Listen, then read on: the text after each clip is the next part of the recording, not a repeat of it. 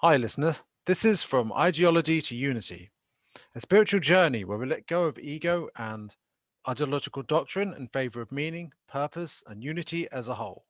Today, I'm interviewing Zevi Slavin from the YouTube channel Seekers of Unity. His channel explores the unity and universality of mysticism through the lenses of history, philosophy, religion, science, and psychology. They emphasize unity within and without, love worldwide, and meaningful life. Hi, how are you doing? I'm good. Thank you so much for having me on. How are you? I'm pretty good. So, what's sacred about a cheesecake and why? Well, a cheesecake is delicious. That we can all agree on. Hmm. That's granted. But a cheesecake also represents something which is seen typically as mundane, as ordinary, as quotidian. But the idea behind that, perhaps a bit clickbaity title and thumbnail, was that the everyday and the normal, what we take for granted, when we stop and pay attention to it, is actually full of awe and wonder and can really capture us. And there's something sacred about that. The ability for a normal thing, when we stop and pay attention and we bring our perception to a standstill with that otherwise very ordinary object, that can become an object of sacrality for us. And the idea behind that video was about learning to slow down and to take what we take for granted and to really pay so much attention to it.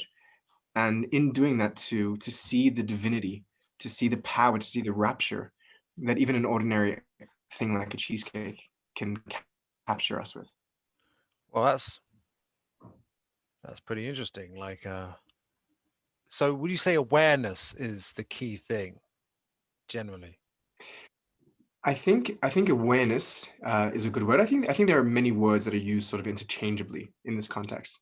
There's awareness, there's consciousness, perception, and I think all these words basically are variations on a similar thing. And it's about the idea is that we go through life pretty much not paying too much attention to what's going on around us because there's so much stimuli and so much data that our senses are taking in. And if we actually paid attention to all of it all the time, we would just be totally we wouldn't be able to function as human beings. And what happens from like a neuroscientific perspective is that the brain actually functions, at least according to many theorists, the brain functions as a limiting valve to hold back the overload of sensory input that would otherwise render us useless.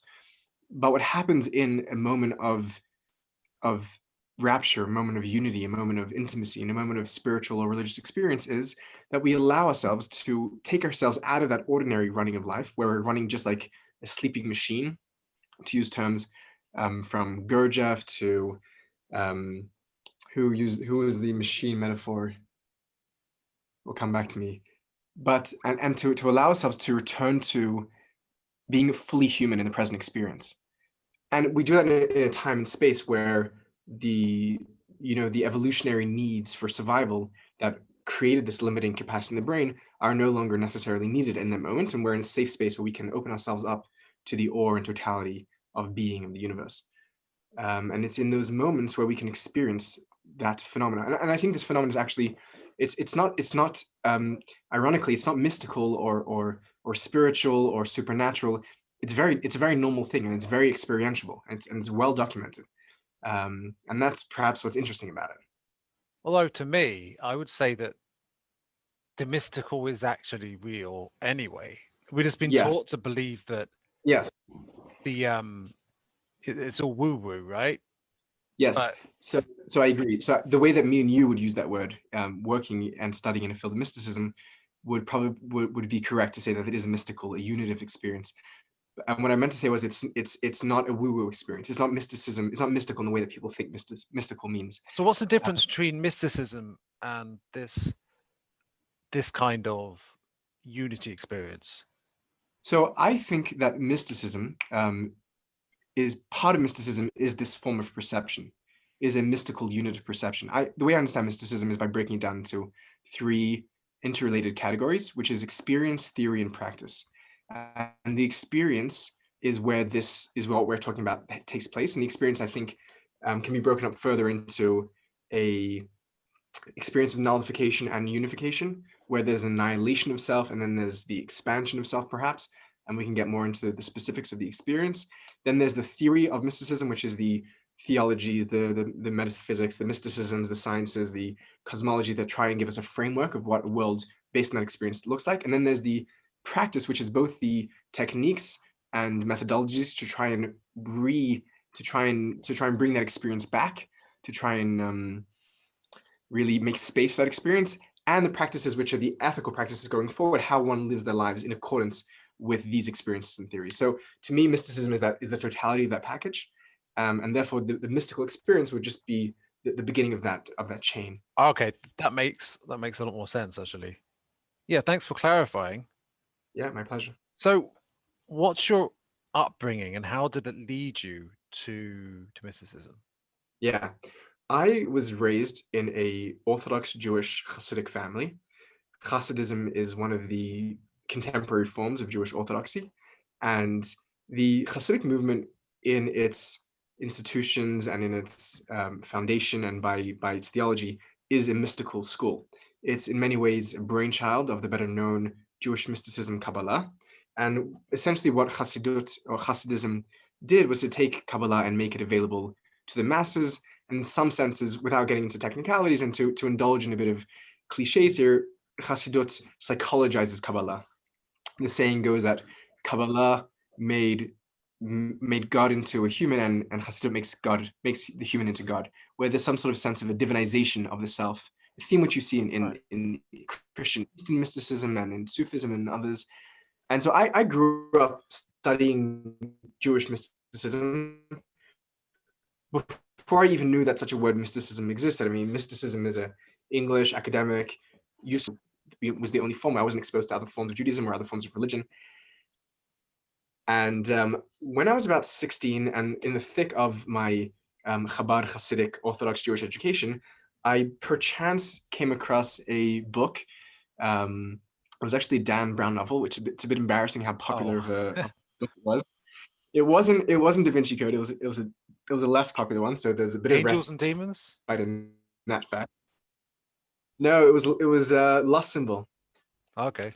And in the Lust Symbol, he dives into an idea based essentially on Christian classic biblical mysticism, the idea that the human can become one with God. The human can lose their own ego and sense of separation and become one with all there is, and that's an act of deification, of apotheosis, of henosis, depending on what it's called in various So it was traditions. Gnosticism. And it, to me, firstly, well, it was a Gnostic. So the idea of a theosis or henosis or apotheosis does find a strong role in Gnosticism, but it's also quite present in early Christian mysticism, both what later becomes the Western Church Fathers, and also in the very, very present in the Eastern early Church Fathers, Maximus the Confessor, and others, and Gregory of Nyssa. And but it's an idea actually which I think is found beyond just Christian mysticism. I think it's an idea which is expressed in any mysticism which blurs and blends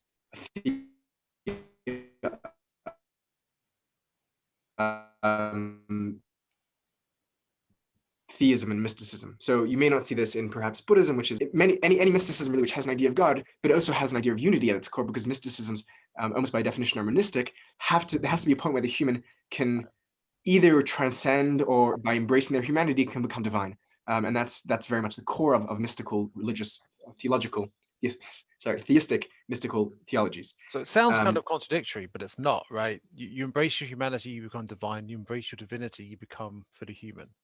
Yeah. So the idea of fully human, fully divine, which becomes a strong term later in Christian theology, but only about one person in specific, was used, I think, more correctly by earlier Christian theologians and others to describe all of reality, that every human is fully human, fully divine, right? And not just humans, all existence.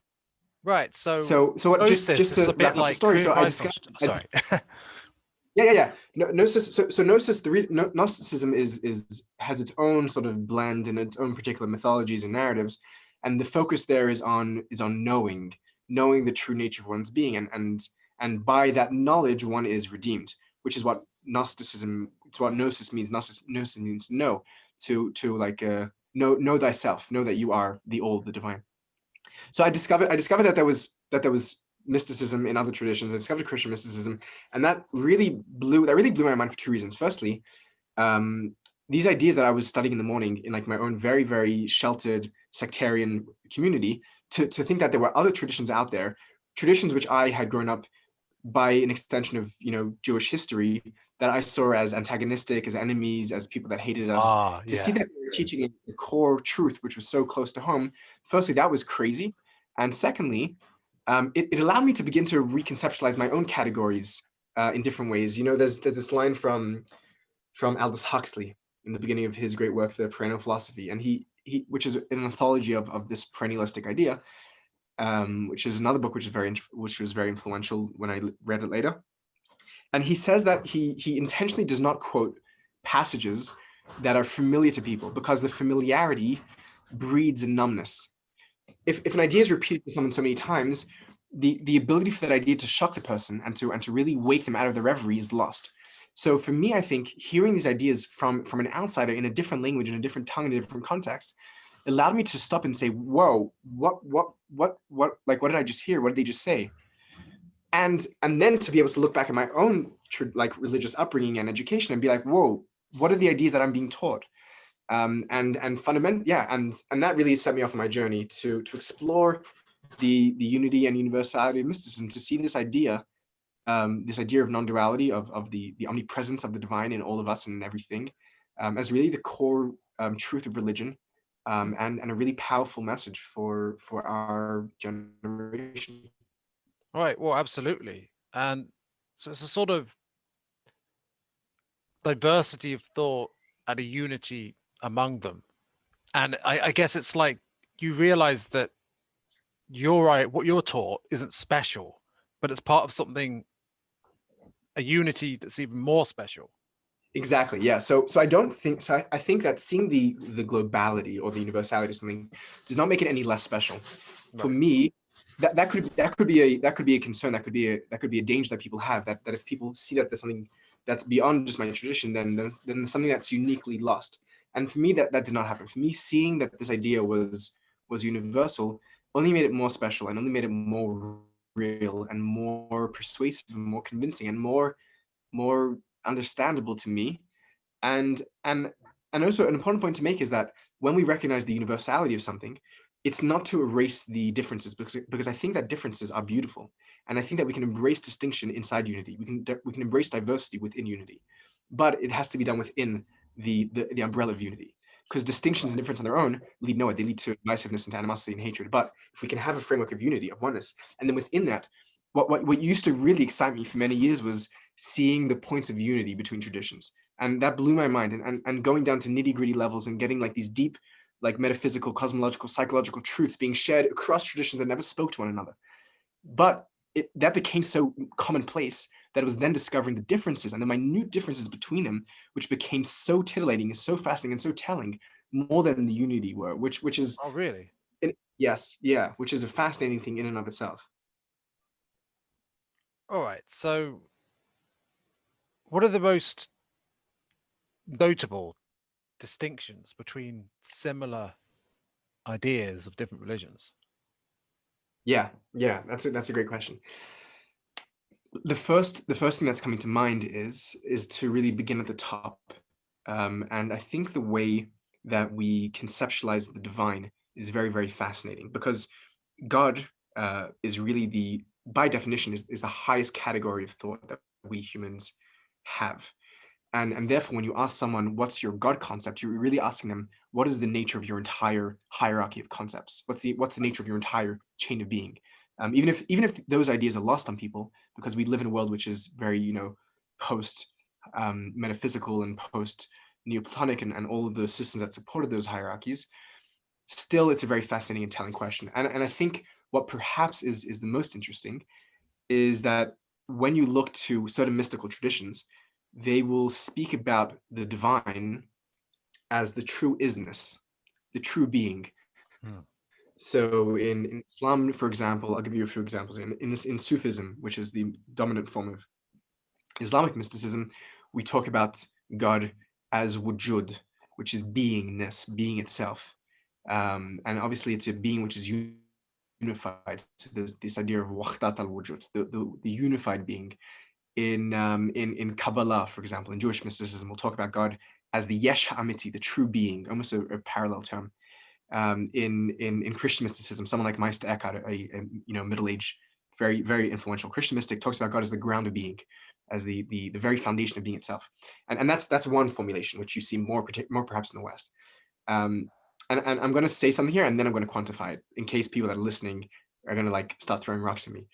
In the East, what you see in contradistinction to these Western ideas of God as beingness, as the totality of being, you see God identified with nothingness. You see this in Taoism, you see this in Buddhism, where there's an emptiness, a shunyata, which is, and that's how God is seen. So is God the full isness, the full saturation and presence and power of being, or is God complete emptiness and complete silence, complete stillness? And I think that's a very fascinating distinction. And the qualification which I'm going to add in here is that in both traditions, you see both formulations as well. So for example, in Jewish mysticism, we'll still speak about God as ayin, as the ultimate nothingness with a capital N, the no thingness, because God is no thing. In Meister Eckhart as well, he'll talk about God as being no object, there's no thing. The nisht, the nothing, which is God in the German. But I think that's just one fascinating distinction that comes to mind, where do we see divinity in a full concrete presence, or do we see divinity in absence and silence? Do we try to tune into the silence of the universe or to the music of the cosmos? Well, certainly both are common themes of all these traditions. So if you were to ask people in those traditions, I guess the answer is both. And even if you look at more contemporary, more modern mysticism, that, like, for example, the law of one, there's this idea of the infinite creator being nothingness, but also being everything. Yes. So Yeah. fundamentally, they're two sides of the same coin, right? I agree with you. So I think they are two sides of the same coin, and I think they're not the totality of being and the totality of nothingness are not other than one another. They're really united. There's a very interesting idea in many fields, in logic and metaphysics, where the ends meet up. So you can see difference and plurality on the spectrum. When you come to the end, it's a circle and it comes back together. There's an idea in the Zohar says that no, it's actually the Sefer Yetzirah, another Kabbalistic book, says no, it's tchilatan b'sofan v'sofan b'tchilatan. Like the beginning is wedged in the end, and the end is wedged in the beginning, like the Ouroboros that swallows its own tail. Oh, there's an episode of Rick and Morty. This is actually about this. It's about something like the Time Master or something, and they were in this train set that's going round and round and round, and they're moving to different carriages. It's on the third series, I think. Have you seen it? I think, Nicholas, we're gonna have to pause this interview. We're gonna have to go watch it and come back and continue. I'll tell you what. I don't think we will now, but if you No, want to get a reference, you can find that episode. It's pretty we'll have to, interesting. we'll have to bring on the whole audience to watch it with us. There may be some trademark issues if we do that, but yeah, no. So that idea of the circle, which is embedded in itself, which really means that the all and the nothing. See, it's very hard for us humans to comprehend, because we live in a world of which is filled with the relative, with the subjective, with the non-absolute. So we see things in a state of differentiation. This is what the Kabbalists call Helem. It's what the Eastern mystics called Maya, and where there's a sense that the world that we inhabit is in some ways reflections of the absolute, but reflections which don't capture the full intensity of the absolute. So we therefore see a reality which is made up of differentiation, of distinction, of degrees, of. But if we were able to, like using the metaphor of Plato's cave in the Republic, if we were able to leave the cave and stare at the sun, we would see how all of these things are really encapsulated and unified in the totality, and we would see how everythingness and nothingness are really the same thing. Is this related to the holographic principle? Yeah. So the holographic principle, the principle that all is in all, that everything is in everything else, is seeing reality from a true perspective, seeing how nothing is separate, and nothing is just a fragment of reality, but every fragment contains the whole, and this sort of that pattern continues for all eternity, where where the fragments in the fragments in the fragments contain the all, right? And that also sounds like Hermeticism.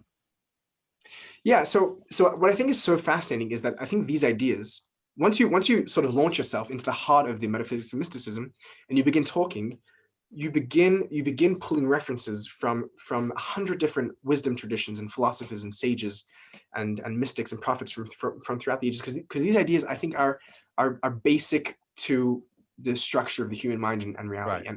And when you dive into them, you're going to start seeing Hermetic references and Gnostic references and Christian references and American Indian references and Shinto and Baha'i and like, and you just open up the floodgates and what happens is you hear how all of the traditions, whereas when they're looked from the outside, they look like they're all heavily disagreeing and they kind of have a word in commonality with one another. The theologians are all quibbling from today until tomorrow.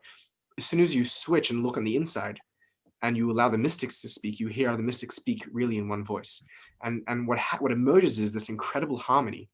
And each voice enriches the other. When we can bring in an idea, a Hermetic principle, let's say as above, so below, where we can bring in a Gnostic principle, we can bring in a Buddhist, a Taoist, a Hindu principle to bear on our lives in unison with one another, it creates the most complete map of reality that religion can possibly conjure, because no religion on itself can give us the entire map of reality. But when we begin to map in the pieces and create this grand puzzle of reality from all of these religious traditions, it seems like we're building the map of reality, and a map that not just shows us where we are, but also where we want to be. Right. Do you think Carl Jung's work is so powerful because he draws upon the unity of ideas in religion? Yeah, absolutely. So I think Carl Jung's work and his students, most particularly, I think for a generation was Joseph Campbell, and now for new generations been Jordan Peterson, who I think believe is continuing that lineage of thought, is so powerful because because people live in a world which ordinarily is so ruptured and so broken and so fragmented and so. Well, this is what happens when I don't turn off my phone beforehand. Very professional of me. Right, I might edit that out. I might not. That's fine. I'll pick up from the beginning of the sentence. Right. Okay. People, we live in a world which is ordinarily so ruptured and so torn, and so it's so hard to find agreement on anything, right? We live where politics is all about debating and screaming louder than one another, where there's really no cohesive narrative and message for. And I mean, in a day when religion was dominant, religion told us how things was, and the church gave you this is how reality is, this is how you get to God, this is what you got to do, and you follow that. But in a day and age today, with the advantages and the tragedies and the challenges of modernism and secularism and the scientific revolution, the industrial revolution, we live in a new world where there is no more compelling grand narrative. And I think people both lost faith in grand narratives and became very scared of grand narratives when they saw how the world just went to absolute bloodshed over grand narratives with World War I and World War II. Yeah. And I think what Jung and many other thinkers along with him, I would put William James, Aldous Huxley, and others in his corner. They were trying to come back to a world which had both lost any meta narrative and had both been disabused of meta narratives by the tragedy of totalitarianism which they gave birth to, and tried to and said, let us try and scrape back into the debris of the past, and let us try and conjure up a narrative that we lost, that we so badly need, but a narrative that is going to give people hope and courage and love and inspiration, instead of a narrative. Because essentially, I mean, to take Nazi Germany as an example, they gave people a grand narrative which was fundamentally divisive and hateful.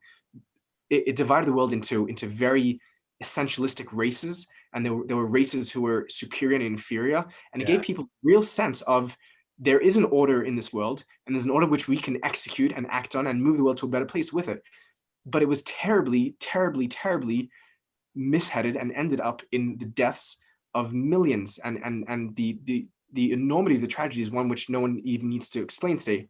And what Jung was able to do was Jung was able to say, we can still go and try and build up a grand narrative based on the foundation of rigorous thought, of being critically thinking, because and being compassionate and loving, and finding a way to take this. And I see my work actually in that continuation. I was very, very enamored, not so much either by Jung or by Peterson, but by Campbell, who was the intermediary Oh, character.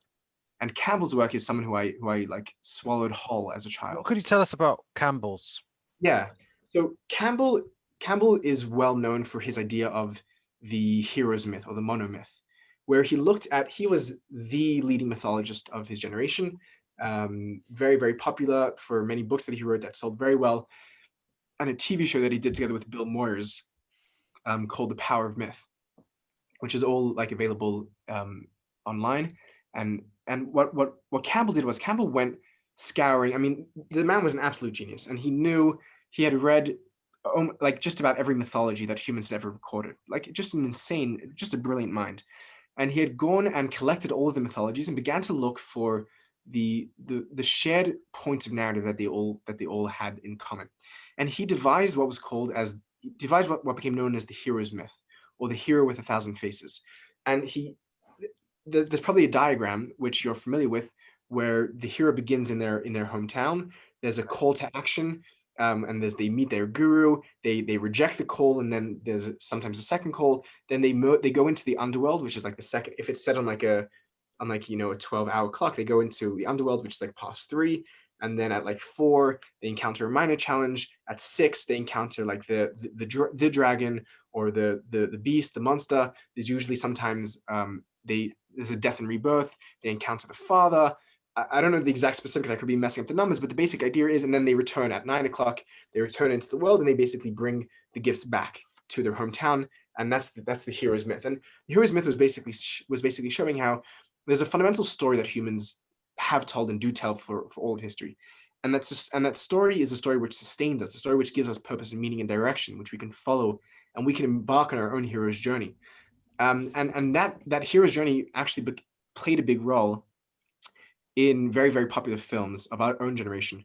And not by chance, the people who made the Lucas brothers, I think, who made the Star Wars series, consulted with Campbell to make sure that their narrative was mythologically accurate, and therefore had an element of enduring truth to it.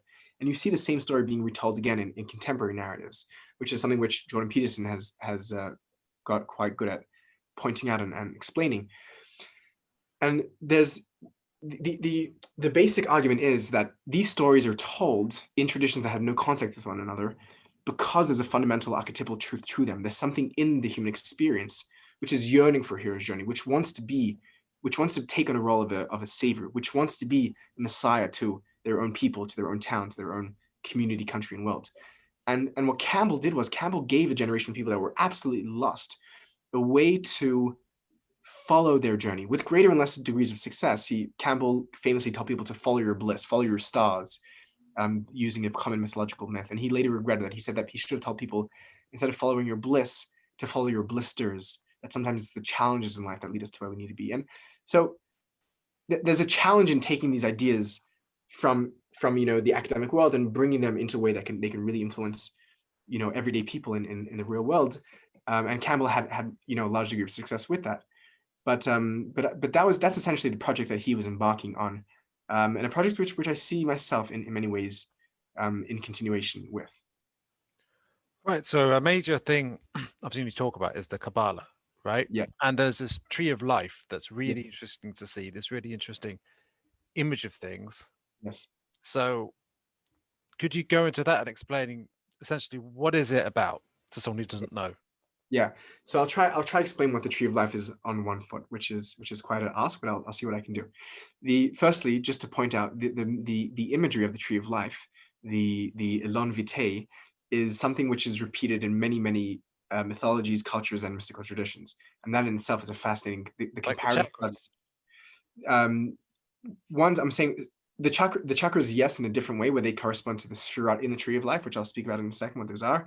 But the actual metaphor, the actual image of a tree, it's actually very common. I think most probably known from Norse mythology, where there's Yeah. the axis under the tree at the middle of the world that supports all of reality, that goes into heaven, and the roots are beneath the earth.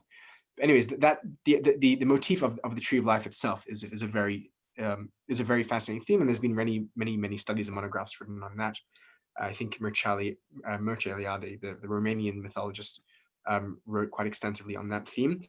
But what the tree of life is in Jewish mysticism is it is a collection of 10 sfirot. Now, sfirot is a word which is difficult to translate into English.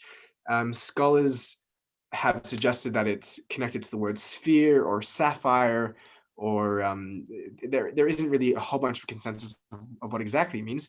But what it means, without trying to translate it, means that there are 10 modes of expression that God chooses to manifest through and with. And the 10 modes of expression are beginning with Keter, which is the super consciousness. It's called the crown because it sits above the mind, above what we can cognize. And it's split into two. It's identified as desire and will, Tainug and Ratzon in Hebrew. Following that is Chachma, is wisdom, which is the first. It's sometimes identified with the Chachma and Bina, the two pairs, which is sometimes seen as the two hemispheres of the brain, which is translated as wisdom and understanding. But Chachma really means a moment of inspiration or insight, the beginning of a project, the seed of an idea. Bina is when that idea becomes to be expounded, to be opened up, and it's seen as feminine. Then Right. there's a third sphera, which is actually like a shadow sphera to Keter. And when we count Keter, we don't count this next one. And when we count this next one, we don't count Keter. So you're going down from the top. Down from the top, yeah.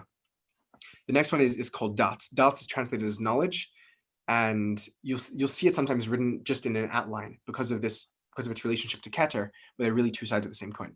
Dat is knowledge, and Dat is what happens when you take what's seen as these intellectual faculties and begin to bring them down into the body and into our emotions. It's a process of internalization where knowing something really means knowing in the way that you feel it. Followed by that is parallel to Chachma. So there's actually three. You'll see that there's three channels emerging here. There's the right, the masculine, the left, the feminine, and the center, which is the one which integrates the two. So the next following is Chesed, which is literally kindness, but it means giving, it means saying yes, it means openness, it means sharing. Followed by Gvura, which is its counterpart, which is restriction, which is saying no, which is severity, which is justice, which is holding back, which is knowing when to have boundaries. These are all the things which are needed in any relationships, in any act of creativity. There needs to be both a giving, and there also needs to be a holding back. There needs to be both kindness and both strictness. And this is sort of the metaphor and the map of reality that the Kabbalists give to us.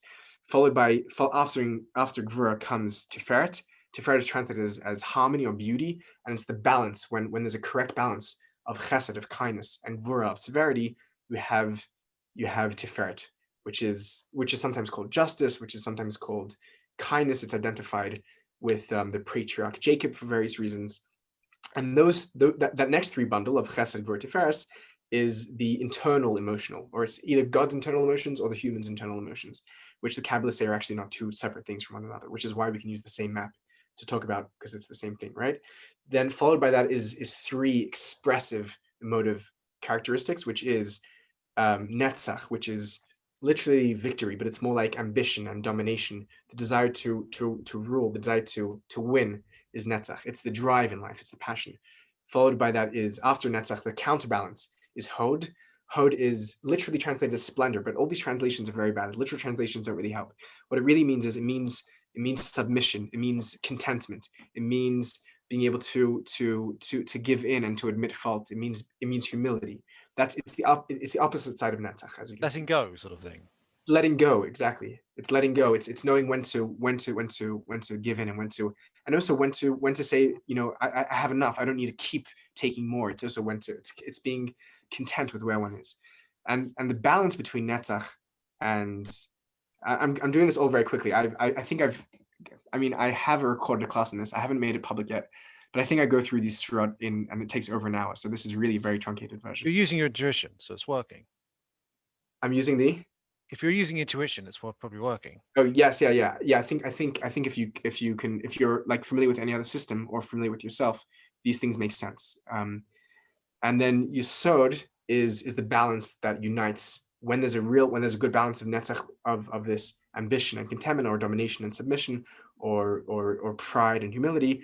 They come together in Yesod. Yesod is on that central beam, which is the beam of integration, and Yesod is actually identified on the human body, because the Sefirot are drawn on, mapped onto the human body with the phallus. It's the point of connection. It's the point of intimacy. It's the talent of being able to unite with what is perceived to be other. When you have a good balance of Netzach and Hod, what emerges naturally is the ability to unite, to connect, to be intimate with something else, because you know how to relate to that thing in a way that's not too dominant, but not too weak. It's not too loving and giving, and it's also not too too much justice and holding back. Right. And that's Yesod. And what happens is Yesod gives birth. There's no more dyad. We only have a single one which follows from Yesod. Yesod gives birth to the most mysterious of the Sefirot, which is Malchut. Malchut literally, again, in a very poor translation, literally means kingship or kingdom or dominion, from the word melech, king in Hebrew.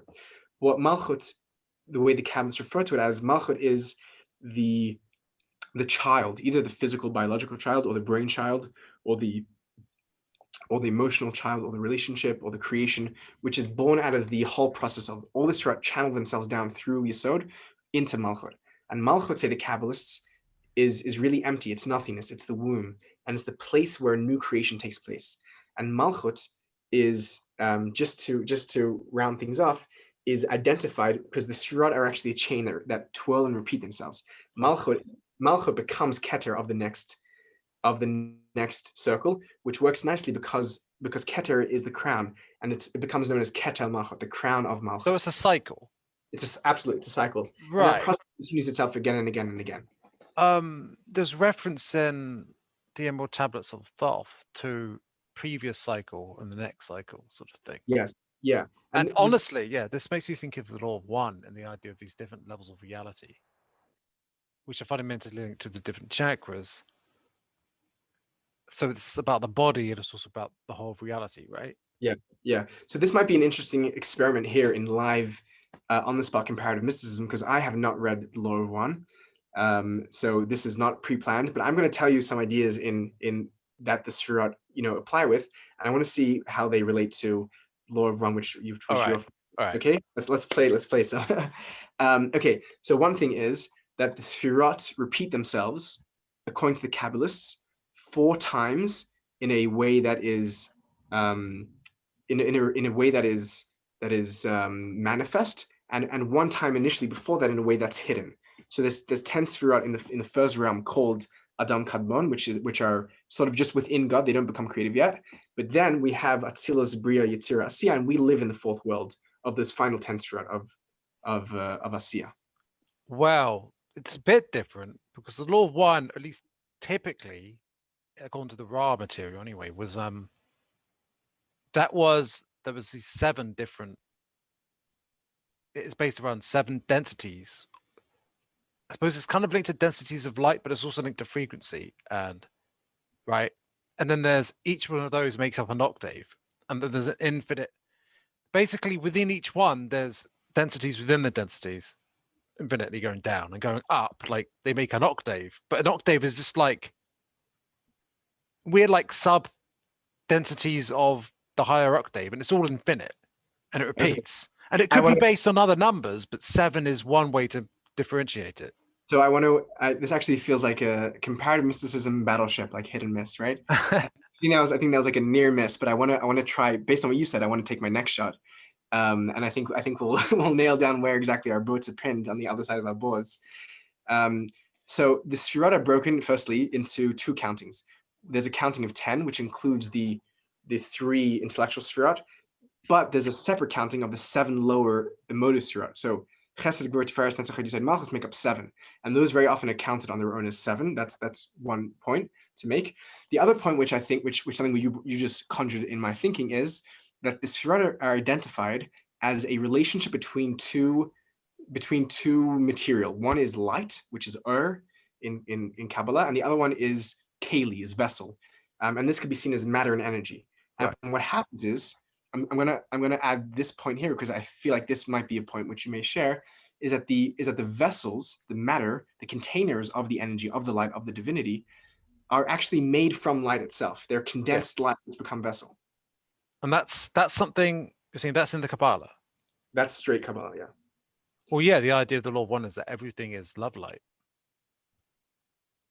So yeah, that's absolutely, that's really sounds similar. Is there a relationship? Does the light is it contained in, is there some sort of way that it's manifest in? Would there be a correspondence to the Kabbalistic idea of the vessel? Well, a vessel would be like a body, right? Of some kind, but it could be a spirit body or a physical body. Right. Like There can be levels of sort of the different. idea is we have different bodies depending on what level we're at, right? So these densities. So the first density, which also corresponds to the seventh density, but in a cyclical way. So the first density is, which is you could link to, say, the root chakra, perhaps, is that of like the fundamental being, like objects and stuff, right? The second density, Are you going bottom up or top down? I'm going bottom up, but I could do top down if you want. Either way is fine. And then the second level up is like where, so basically you incarnate into just a object body, I guess, on that level.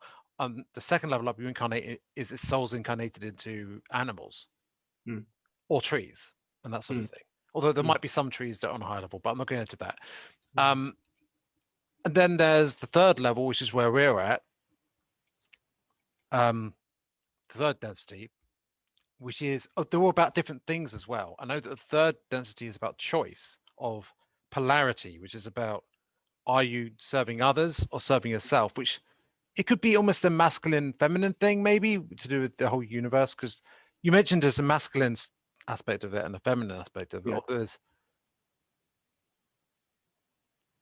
whether you're, it's about the oneness with helping other people and other souls at being with them, or is it like serving, looking, is the divinity found in your relationships with others or others worshiping you? Right. Right. Well, typically, most of us would probably prefer To be what? the former, right? Well, I don't know, some people might want it to be worshipped, but if we're actually more, If we're more in line, right? if we're more aligned, we'd actually want to help other people. And Yeah, of course. yeah, I suppose both. I mean, as you said, both, it shows that both have an appeal potentially, but one is a Yeah. more base appeal, I suppose. Yes. Right. And and then the next level up is of a love, I think. But incidentally, there's positive and negative of that. So you could be, if it's positive, it's serving others, and but there's also fourth negative. So I don't know if negative is about hatred, which is kind of like a distortion of love anyway, or if it's self-love. Yeah, that's about self-love. Whereas, so that's the fourth level, which is to understand the nature of love, whether in a positive or Mm. negative expression, right? The Mm. fifth level up is about understanding the positive and negative expressions of wisdom. Mm. The sixth level is about kind of a unifying. It's it's non-polarized, so it's Yeah. unifying. So it's not. So that's when you unify service to others and service to yourself into a Yeah. one balanced perspective, which isn't Yeah. polarized either way, and also unify the emotions away from just like not inclined more towards positive or negative emotion. Right. And then the seventh level is where you become one with the creator, or one with source, which is incidentally kind of the bottom level, because the bottom level is the top level, the level below it. Yes. Yeah. Because Literally. Yeah. yeah, so the source is a sense, I don't know what the fundamental thing is. The most fundamental bottom part of it would be maybe a quark. And maybe everything, the whole universe is within a quark or something. Mm. I don't know. So I think, yeah. So I'm hearing a tremendous amount of commonality with what I was presenting from the Kabbalistic side, which is incredible, of course. I don't know the history of the Law of One or the Book of Ra. I'd be curious to learn. But the idea that moving bottom up to follow your direction, the Kabbalists have a fourfold tiers of reality where they have what's called domem, which is the inanimate. Then there's chai, which is vegetation, trees, plants. Then there's domem tomeach, which is vegetation. followed by Chai, which is the animal kingdom, then Medaber, then humans, literally those that can speak. And then I heard a sort of a parallel pattern where you have these two sides of love, like we have in Chesed and Gvura, the two sides of intellect, which we have, of wisdom, which is in Chachma and Bina, followed by the source, which includes what comes from beneath it. And it's interesting that the expression that you said, that there's no more polarity in that source, is literally also a translation of what the Kabbalists say, that in Keter, in that level, which I think corresponds, there's or referred to as Atik, which is actually the higher level of Keter. There's leis smola b'hai Atik. There's no left, which means there's no more left and right. There's no more polarity. Right. It's like you're preparing to become one with the whole, and that's why there's no more duality. Right. It's the sixth stage before the seventh one. The seventh is just simply being one with source, right? itself. Yeah, and I think that idea, I actually want to ask you about that. I want to push on that idea because I think that might be a very fascinating point to explore here, where the highest stage, the seventh stage, is also the lowest stage, like similarly in Kabbalah, where Keter is Malchut and vice versa. But there's also something interesting because the lowest level that we said is material. And what these systems are saying is that, as opposed to much religious thinking, which see, actually, this is a reason why I don't like spirituality, because spirituality posits a hierarchy between spirit and matter, saying that matter is no good, spirit is good. Oh, right. And we have to try to suppress the body, suppress matter, and we become more godly when we leave matter, we turn to spirit, to soul. I think the mystics, and I think this is what you've been saying now, and what I've been saying, is that the mystics say that the true manifestation, the true realization of the divine, of God, of oneness, of unity, is actually, ironically and paradoxically, in the lowest level of matter. And this is an idea which the Kabbalists and Hasidic thinkers explore at great length, that the dwelling of the divine is actually in the physical, in the material, in the corporeal. There's this. That's not quite. That is kind of different. So tell me how you would see that on your side of things. Well, so in a sense, the top level is the bottom level, but everything is made out of light, love light, right? And in a sense, there's a sense in which, this might be partly my own interpretation, but that the infinite creator is like, if it's a hologram, so there's the infinite creator, which is kind of adjacent to everywhere and creates all of reality at every level. So there's the universe and then there's the creator, but both are fundamentally divine. Both are actually one, but the different aspects of the one or the whole. So one is the holographic reality, I suppose, and one is the creator itself. When we are the creator, every level of reality is a creator, and it's like a divine spark or divine flame, and depending on how much of a flame it is. Yeah. So let me ask you something. So you're saying how reality is fundamentally this love, love light. How did you phrase it? Love light. Love light. I love that expression. Is there a level of perception of reality where we see a duality or a polarity between love light and between matter or something?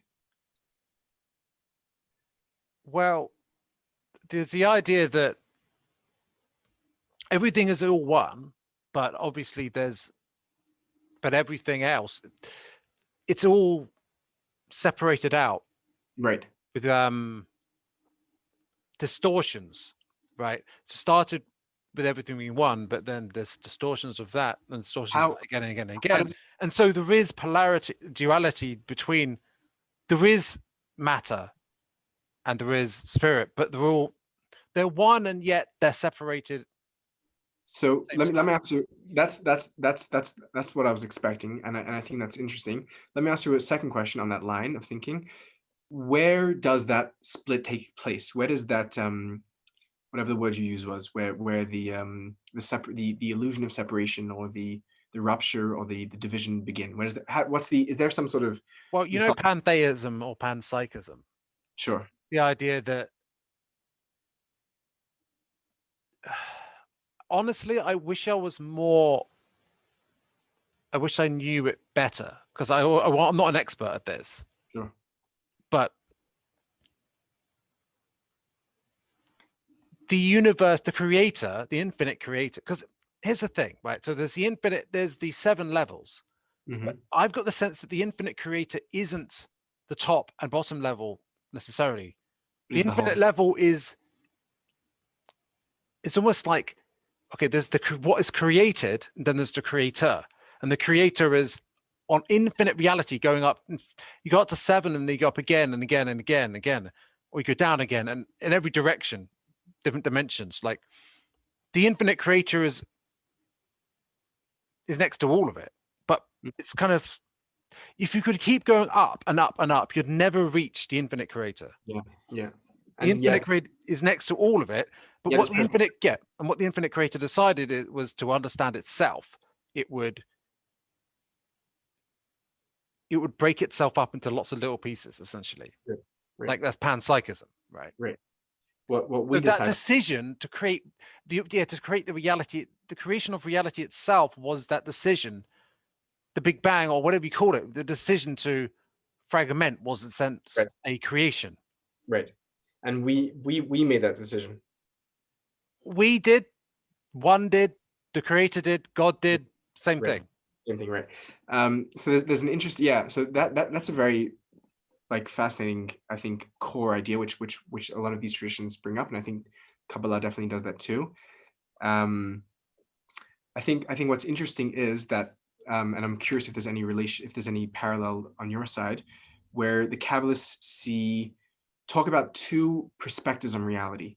There's what's known as like the upper unity and the lower unity, where there's something seen from God's eye perspective, and that sees the presence of God in everything, and then there's the thing seen from the lower perspective, or the human perspective, which sees the levels and sees all the different realities.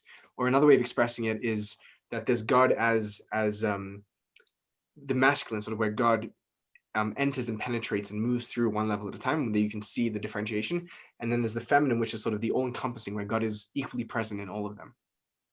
Okay. I do think there's a difference between,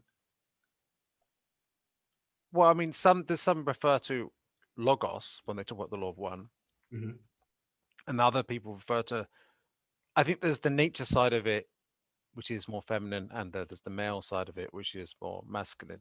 Or you could even say perhaps that, who knows, perhaps time is the masculine and space is the nature of the masculine. I'm not sure precisely, but there's definitely this idea of,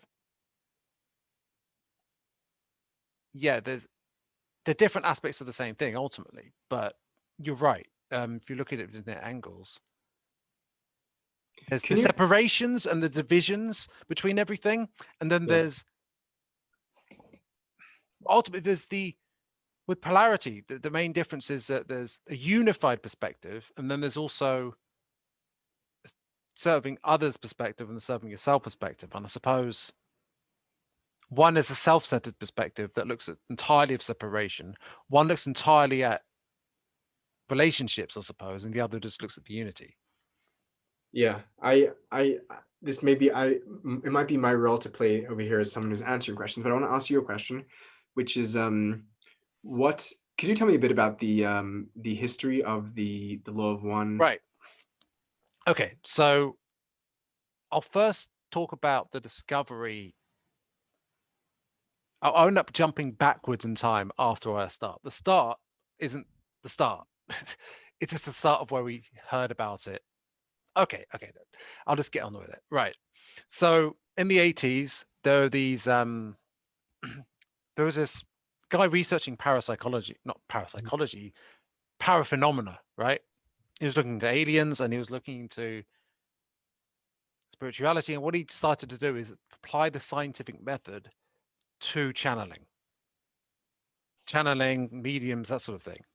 They channel the spirit. And there are these groups that they found where they were just trying to record it in a systematic way. So he found this guy was, I've gone blank up the names for fight now. The channeler was Carla Rueckert. I don't know why I can't remember the names right now, but essentially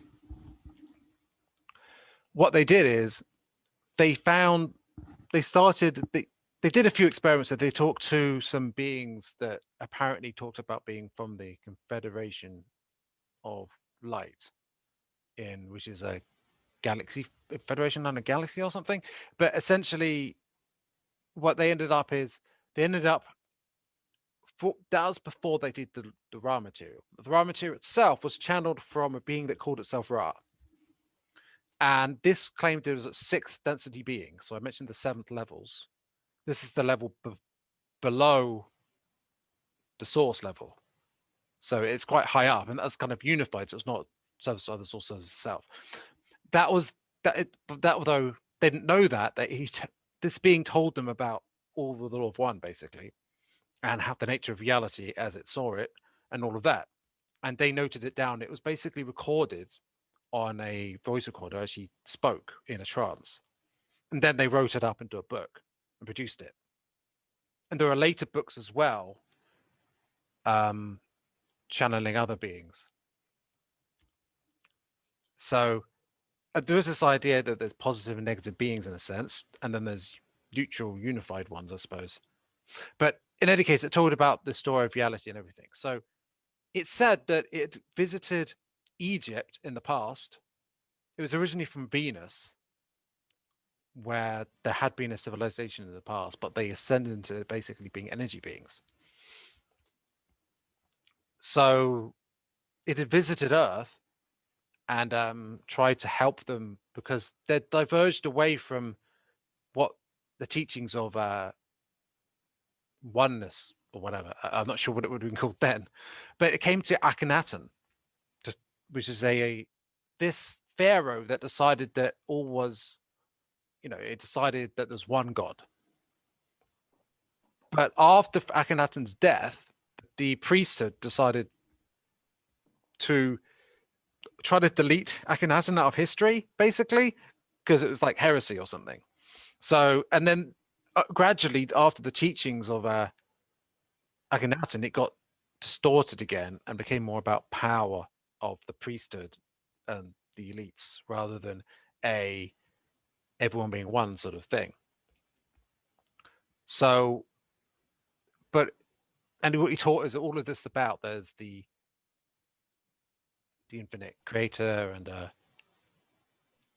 how it works. I mean, I could reference the book itself, but it refers to, for example, about Atlantis. And I mean, there's all sorts of this alternative idea of history to the mainstream history that I could go into, but that's not quite what you asked for, is it? Right.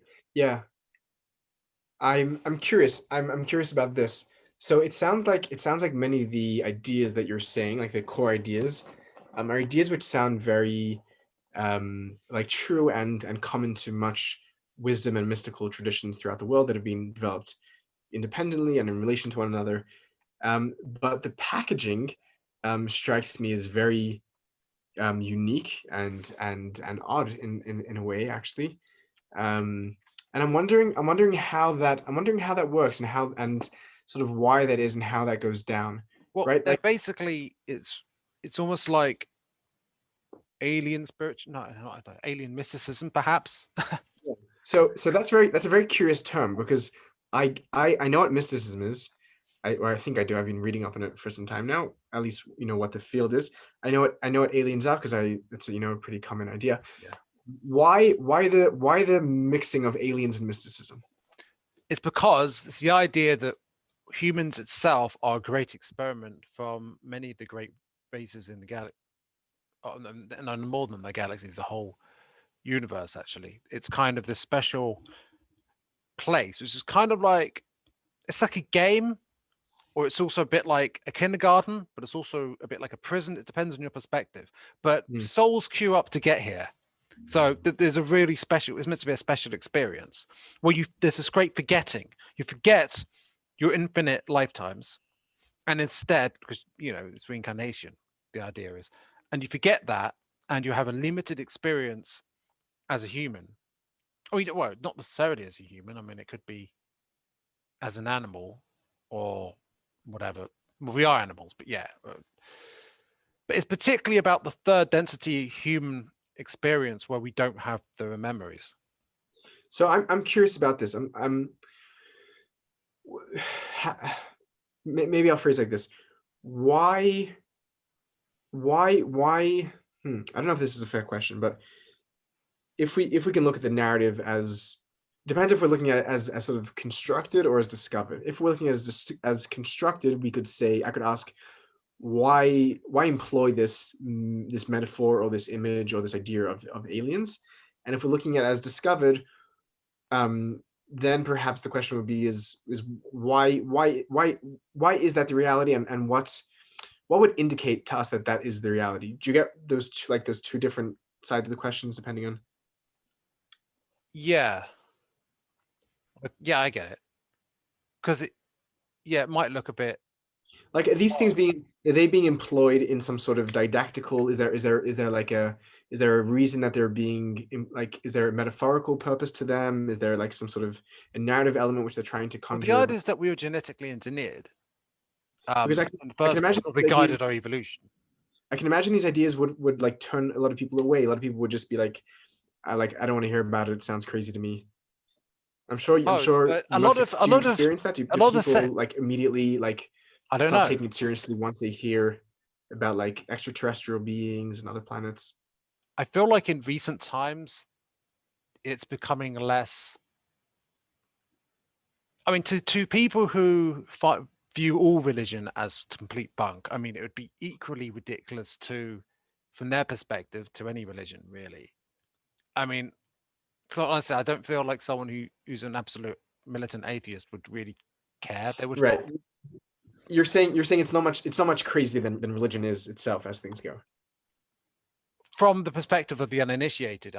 Right. Yeah, Let me let's say like my project very much is about trying to take religion and trying to like de-supernaturalize it and trying to make it really understandable. I Hmm. want religion to be, I want my explanation of religion to be palatable and persuasive, even to an absolute atheist. Maybe we're doing different things in a sense. Yeah, I perhaps. Yeah. I don't know. I don't know. I mean, I would I would like to have it be discovered by other people who aren't interested in it. But I know I got into it from being an atheist. How did that happen? How did that work? Well, I was in a place where I was pretty miserable and depressed, I would say. Mhm. And a close friend of mine introduced it to me, but I was skeptical at first. But when I really looked into it, was a reading of the raw material on YouTube or something. And when it started talking Akhenaten and things like in history, the Atlanteans and stuff like that, well, especially the Akhenaten bit at first, I was like, okay, that actually links in with the real history I know about, because I knew that that figure existed. And then there's the quantum aspect of it, where it links in with quantum physics. The idea that I mean, Tesla talked about anything being energy and vibration, right? And there's this idea. I mean, in this book, it kind of describes the scientific perspective of it, where basically, if we look at the double slit experiment, and the Schrodinger's cat, and the idea of the superposition, where we observe the phenomena, we can see where its position is or its movement, but we can't see both, and we interfere with the result. Observation affects the result. And then there's these experiments with water and how that affects the energy, the vibration, the emotional energy that we put into it affects the nature of how the crystals form and stuff like that. I'm not sure if you've heard of that phenomenon. Yeah. And if you look at these things together, and you look at string theory, which is related to almost like vibrating strings at different frequencies, if you look at all together, and the other collapsing superposition, the only difference really between that and quantum physics, the significant difference is that it's not random, but it's based on consciousness and the emotional frequency in consciousness that determines how the superposition collapses. Does that make sense? Yeah, let me perhaps phrase the question this way, because you do seem like a very like intelligent fellow, and I approach anything it can be as weird as it is. I approach it like open-mindedly, and I want to like just ask questions and basically learn. I think a lot of people approach something and they automatically shut Yeah. it down. But I'm gonna approach it skeptically. I think that's the obligation on an outsider. Um, if that's cool with you. It is. Um, I was hoping not to so task when I have a headache. the question to me is like this. So I'm not a quantum physicist, so I can't comment on the quantum elements, but I do know that there's a lot of talk and excitement about the parallels between mystical ideas and contemporary physics, which I think is interesting too. Um, and I'm not a historian, so I can't really either comment on the historical revisionist aspects, or the persuasiveness, the veracity of that side of things. But my question really is like this: there are many forms of mysticism that preach the same fundamental ideas that the Lord One is preaching fundamental ideas of reality and harmony and holographics. So why would one embrace a worldview that is filled with so many seemingly like fantastical or difficult, or things that would be hard to prove to someone who's a disbeliever, instead of embracing just another mystical system which has all the same beauty and truth and depth, without the need for all of these bizarre like add-on attachments but that but stretch the it's imagination. but it's just the thing is, all of it is, it's not really something you can prove empirically. And with the law of one, or mysticism, or the Emerald Tablets, or your kind of mysticism, all of it, I, like, honestly, that's whether it's how fantastical it is. It's just a matter of what is familiar. So 2 points. Firstly, I think that there is an empirical side to just straight down the line mysticism, because I think people can, under the right conditions, experience themselves, and can therefore understand that what the mystics are talking about is not some miracle. It's something which is very, very experiential and very quantifiable in some senses. But what you said about familiarity is interesting. Do you feel like the narrative of the lore of one and the books of Ra, do you feel like that narrative has something about it that's familiar, that draws you in? Because to me it sounds very unfamiliar. To me it sounds very foreign, very alien, literally. It might be partly my delivery. I don't know why. I'm not going to make excuses for how well I can explain it. No, I'm not asking you to convert me. I just Yeah, want to understand, yeah, you as yeah. a person, what about it spoke to you?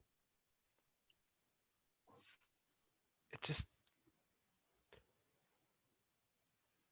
it started to make sense. uh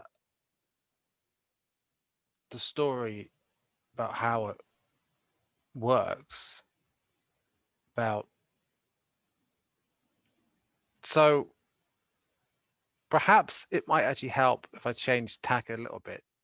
I'm not sure if it's a direct answer, but Hermeticism is actually a tradition that has a lot of similarities, Sure. and precedes it. Although it depends whether you not you take the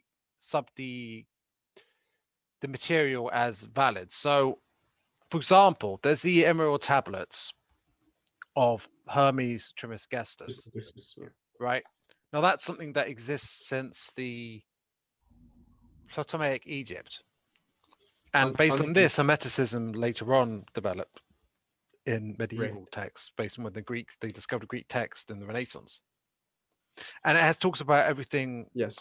You know about it. You know how it works. Yeah. I mean, What yeah. it's about, the what is below was what is above, and all of that. Yeah. the And the, da- the dating also, as you know, relying on a traditional chronology, right? That is the antiquity is disputed, but I'm sure you know. yeah, I mean, there are some who, yeah, there's questions about when it originated Right. originally, that As it long might as have we're all been.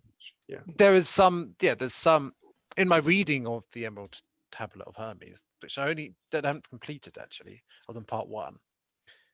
Yeah, it definitely outlines that. I did the history of the tablet, and what it outlines is essentially they're trying to find the earliest version of the text, Hmm. essentially, and it seems to be the 800s. Hmm. Yeah. the Caliphate of Al-Mamun or something. Mhm. So yeah, then there's some speculated that it might have an origin in China actually. Wow, I never heard that before. Interesting. So yeah, but there's obviously there is an interpretation. The reason why I came to the interpretation that there was definitely people who have gone to the interpretation that from a more mystic circles that it actually comes from Hermes Right. Trismegistus, which is essentially a combination of Hermes and Thoth, Right. which are Egyptian gods, because the Well, Ptolemaics were, Egyptian and Greek, right? yeah, they were Greeks, one of the generals of Alexander the Great, and they decided to merge their religion with the Egyptian religion because they ruled Right. Egypt. Now, the link with Thoth is that Thoth, according to the Emerald Tablets of Thoth the Atlantean, apparently he reincarnated several times, and that one of the incarnations was as Hermes Trismegistus. And that was You're just you're, like, you're taking Hermes Trismegistus to be like a historical character, then. that's how I view it. But I know that's not conventional. Right. Okay. Sure. As long as like you're entitled to that view as long as you're aware. Yeah. For me, this is I do like to emphasize that it's a perspective, and I'm not an authority on it. Although to be honest, I don't really agree with the idea of authorities on things. Right. I hope I'm not coming off as like a negative skeptic here. You're trying to be reasonable. Yeah, I get it. So yeah, the other Emerald Tablet is okay. So have you heard of Drunvalo Melchizedek? No. Okay, or have you heard of? Wait. Melchizedek? Yeah, I might have pronounced it wrong. Yeah. So Melchizedek is a biblical character. Oh, I think they link their name to a previous thing. Yeah. That's not this real name. He gets taken up in the Hermetic and Perennialist Right. tradition. Okay, so basically, there was this guy called Doriao in the 20th century.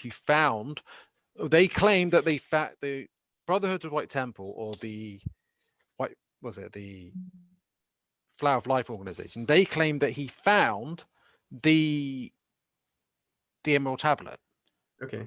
in the pyramid, which previously people hadn't found because there was a way you have to find it. I think that requires there's a special way you need to find it. It requires your own frequency or something like that. Well, anyway, it hasn't been verified, but according to this text, it reads very much like. Oh, I'm not really explaining it very well. Honestly, I explained it better in one of my videos. I don't know what's up with me today. I'll have to check it out. But I would definitely look at it. It talks about the story of Atlantis because he was an Atlantean, and apparently the Atlanteans weren't. Well, they were mostly human, I suppose, and they lived on Earth, and there was basically. Oh, I don't know. It just seems to me like this. Like there are so many belief systems in the world, right? And there are many like options out there, and there are aspects of them. There are aspects of belief systems which speak with a sort of deep truth and deep resonance that really talk to us, and we don't even sometimes need any verification or any evidence to back it up. It just seems so true. And there are other aspects of like a tradition or worldview, which like has a lot of things that from like a ordinary point of view, one would see them as like very extraneous or as very, something that would stretch, average credulity. And I'm just curious to know, as a person like you, who's thinking and who's critical of things, is why would someone go all the way to a system which has so much things which to an ordinary person which would be so incredible, when there's like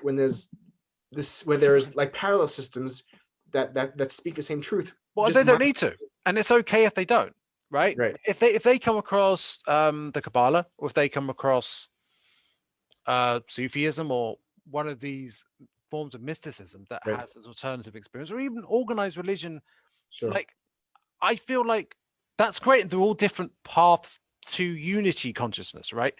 And what really matters, according to the law of one, what really matters is opening your heart, whether you Agreed. look at it as open heart chakra or opening your heart and recognizing your oneness with everything.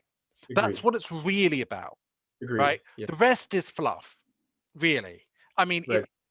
I could go into the details. There's lots of interesting stuff, but technically speaking, what matters is That's this all packaging. is one, Right. and that what we're coming into, this age of Aquarius, is this where we open our heart, we actually have a more unified, holistic perspective of things. Whereas if we don't do that, we're looking at all the differences, all the separation, and we're in this cycle of fear, hatred, Yeah. anger. Yeah. And Yeah. to get So out of that, we need to open our hearts, and we need to yeah, love ourselves and others. for sure. So I can on that point, I'm in full agreement with you, and we can definitely Yeah, drink together it's for that more one. the context. But suppose hypothetically, there was humanity was created by aliens and who guided us, right? And we just didn't know about it. Right. It is plausible, even if it might seem very unlikely and outlandish. It is plausible that we're infinite souls having temporary experiences. There's incarnations and reincarnation cycles. I mean, you're definitely aware of that concept, Yeah. Yeah. So and incarnation is, that Earth is a sort of place where. Sorry, what were you saying? no. So incarnation is an idea which is like really ubiquitous across traditions, Yeah. and it has a deep psychological truth. I would just say that I don't think one needs to suppose No. the narrative of aliens to come to then those later conclusions. So I think we No, can but what if it's agree on. truth though? Like you don't need to, Oh, but it might just be true. And honestly, we might find out in the next few years, or so less this than that. so I think as things stand, I can agree with you on the conclusions. On the context and on the way we get there, I think one would have to, if it's true, I think one has to make a case that's persuasive for why it's true, or give evidence for its truth, or wait to find out. I'm open to suspend disbelief until evidence is presented as well. Yeah, I mean, at the very least, it's a very intriguing way of No, looking it's at definitely the world. it's definitely fascinating, and there's definitely an element I can see. I'm very interested in human psychology and how people come to believe what they do believe, and I think there's definitely a very fascinating. I mean, why were the like Lord of the Rings and Tolkien's and the Inkling, that whole circle, their works were very popular because they engaged human imagination in a very rich way, and much of modern thinking and science and philosophy doesn't has lost that capacity. So I think that there may be an element of, not to use this word disparagingly, but there may be an element of fantasy which is actually engaging for the Right. human psyche. Okay. The law of one is kind of like a perennialism, I suppose you could say. It seems like perennial in the sense that of like Aldous Huxley, and that there's all these different spiritual traditions. They're all the same thing, but there's the whole universe operates this way, and that we're just a small part of it, and we're not the only species out there. So And yeah, that so we just I'm really fascinated in perennialism, and I've taken that up as like a core subject of my own interest and study. And I've like perennialism begins in the Renaissance, and it has a very fascinating history continuing all the way to Huxley and past. And I think that the law of one is actually, for me, a very fascinating case of a perennialist thought, which self-identifies, it seems, as perennialistic, because it shares so much with the other perennialistic traditions in its core teachings, which is what makes them perennial.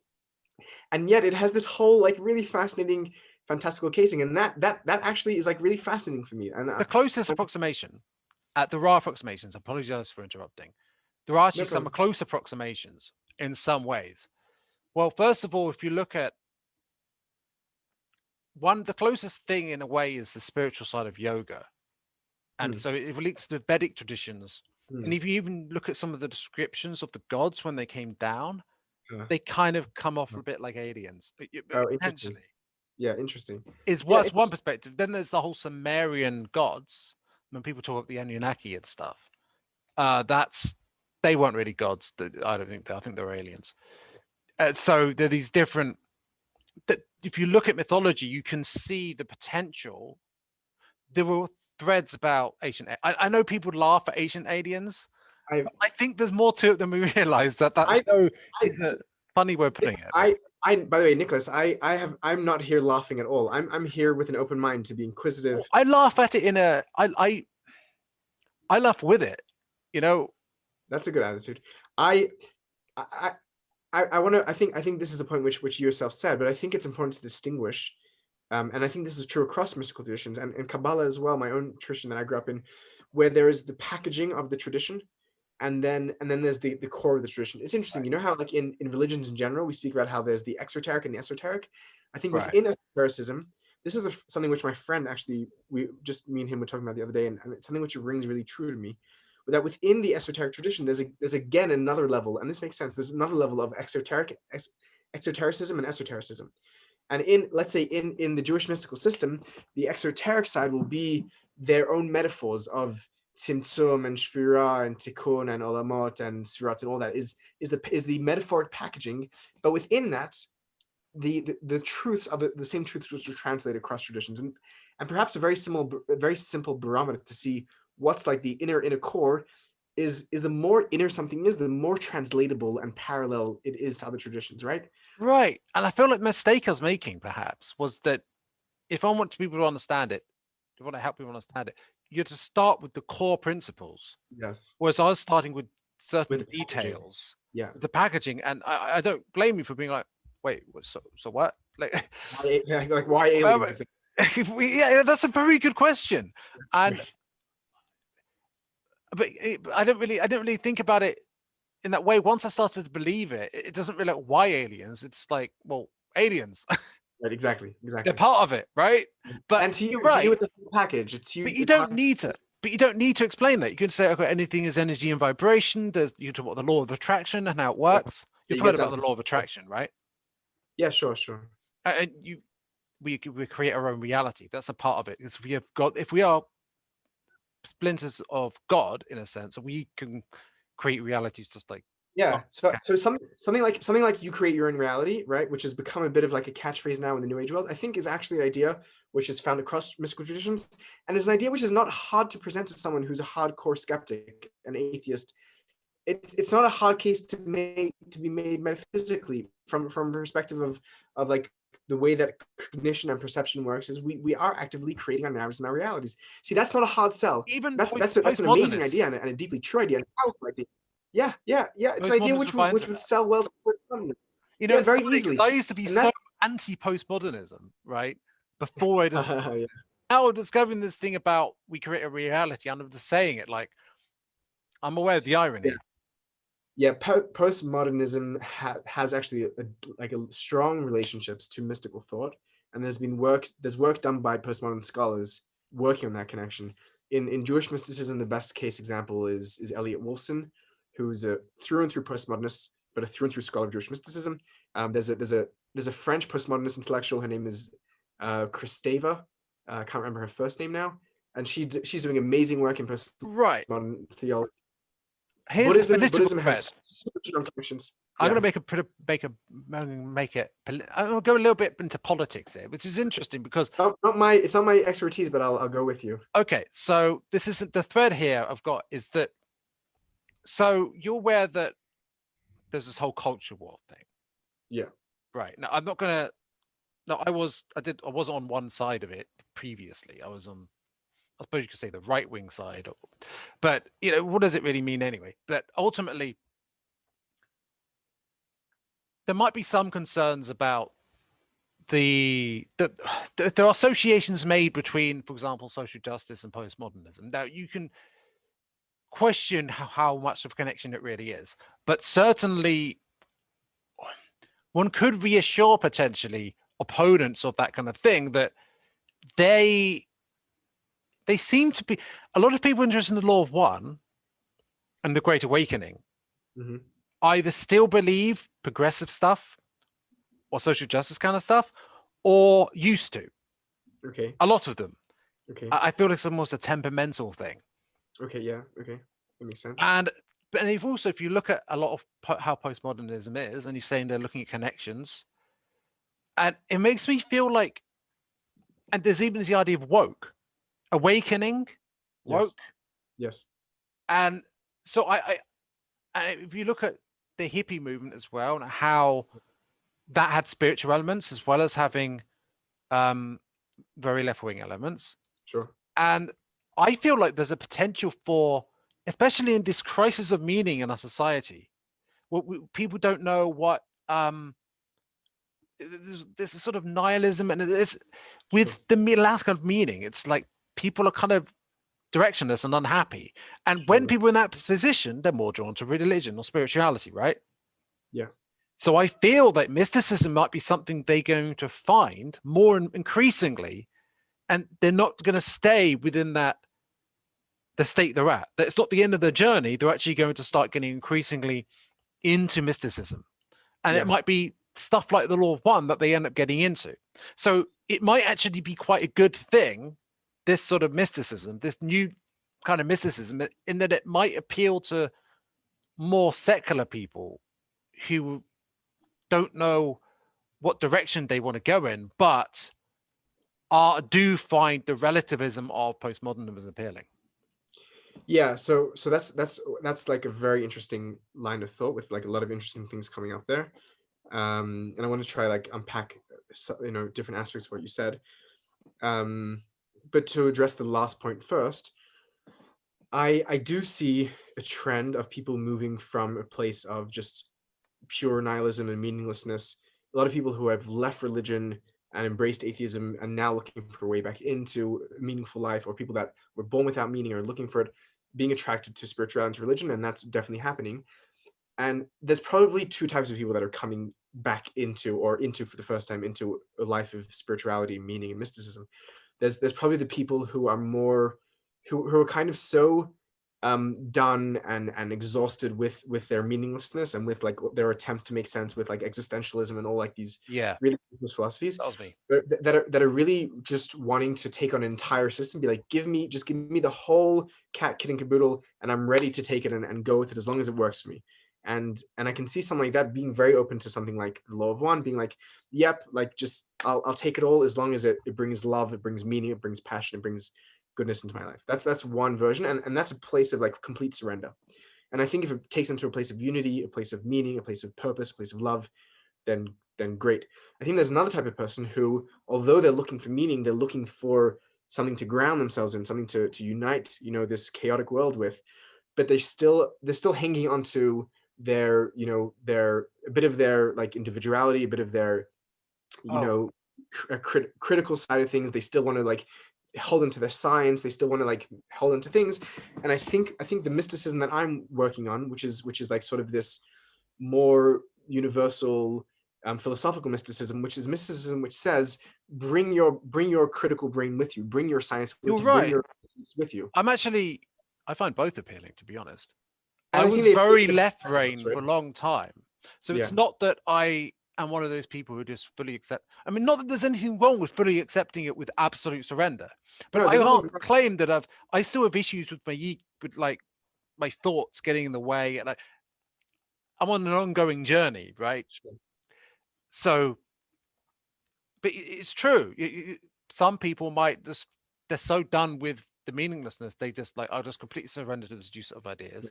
Then there's this whole thing of, well, I I want it to. Um, I, I I wanted do to make actually want it to make. I do actually want to use my critical thinking right, capabilities here, right. I wanted to make sense in my categories. and it So does make sense to me. I just haven't really communicated it in a way where it makes sense to you. yeah, so I think that's one side of the thing. The other interesting thing, I try actually not talk about politics at all on my channel because I think politics are inherently Right. divisive, and Right. I'm seeking unity. I agree. But This is why I'm talking about from ideology to yeah, unity. yeah, and I think the way that you presented that sketch of politics was actually done in a way which was very sort of bipartisan and above it all, and very respectful, and I appreciate that. It wasn't coming to paint either side as negative, and I think there's an opportunity here as well in mysticism. Mysticism historically, by the way, has manifested both left-wing and right-wing tendencies, Hmm. and that's a fascinating history for itself. From without getting into details, but I think what mysticism may offer people today is mysticism may give a space for people that are both temperamentally inclined to the right and temperamentally inclined to the left to find a common space to unite their thinking and to unite their energies, because social justice, when done right, is a beautiful thing and a mystical thing. It's about being in service to others, it's about making the world a better place. That's a mystical I tendency. couldn't see it. I felt so threatened by it because I was in the fight or flight mentality, I guess. I felt I was, people have these e idol.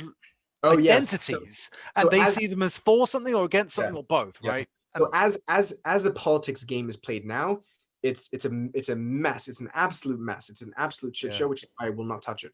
But I do think that there's a door on the side of that, on that battlefield, which is an absolute mess where no one knows where it's up and where's down. There's a door which says this way out of the craziness, and that's a door into oneness, into unity, yes. into your conciliation. And I'm really hopeful that people will begin to turn to mysticism in a way to transcend these the stupidities that split us into left and right. Do you just feel like there's just one way out of that Well, battleground, or are there well, different paths to unity from okay. different positions? So yeah, so when I said it as one way out, I meant the way out is unity. There's many.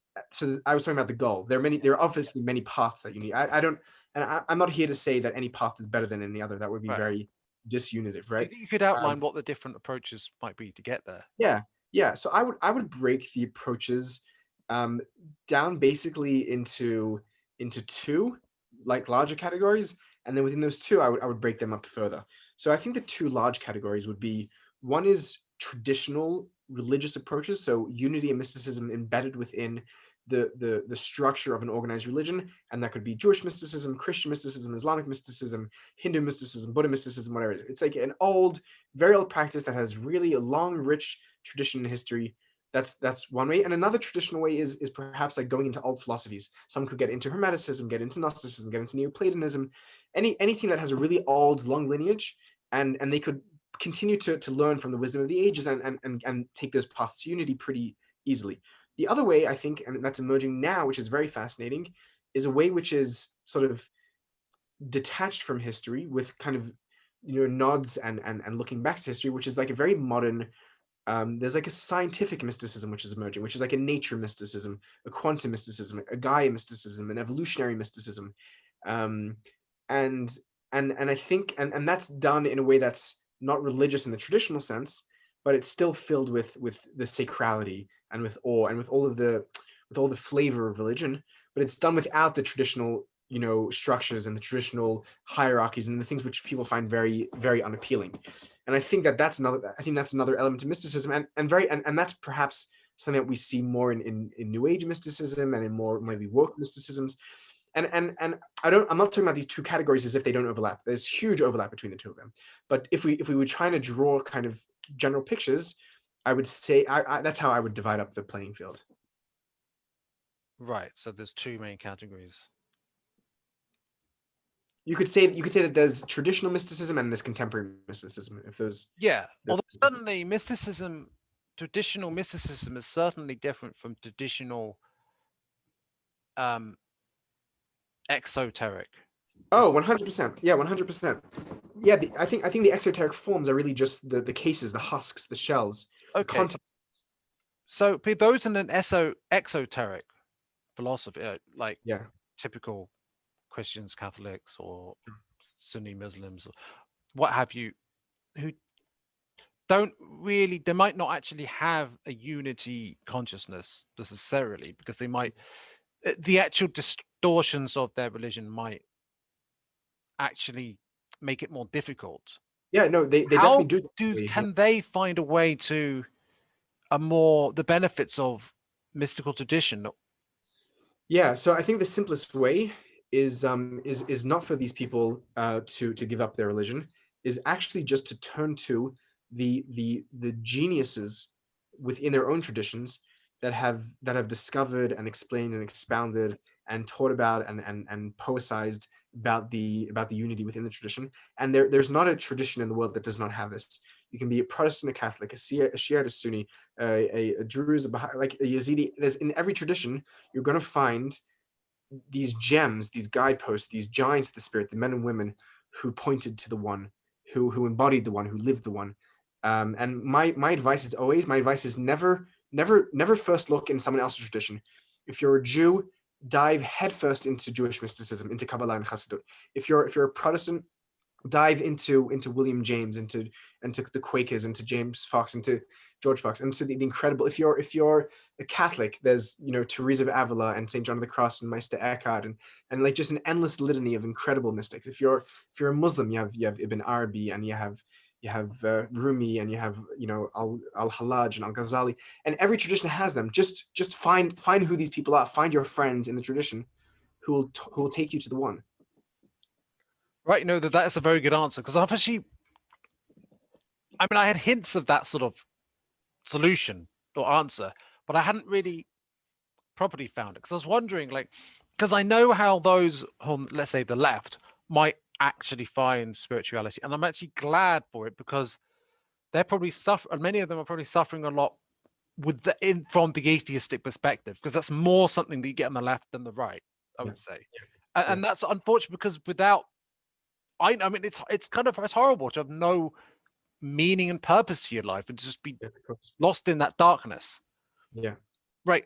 Yeah. I totally get it. I mean, existentialism is an attempt to make sense of it, but it's not really enough.